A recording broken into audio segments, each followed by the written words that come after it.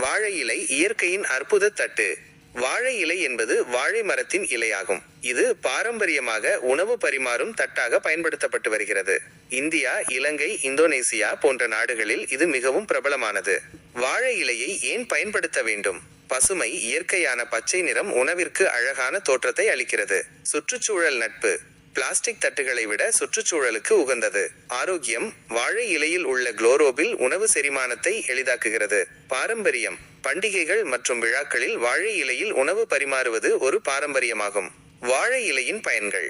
உணவு பரிமாறுதல். இது முதன்மையாக உணவு பரிமாறும் தட்டாக பயன்படுத்தப்படுகிறது. அலங்காரம். பூஜைகள் மற்றும் விழாக்களில் அலங்காரத்திற்கு பயன்படுத்தப்படுகிறது.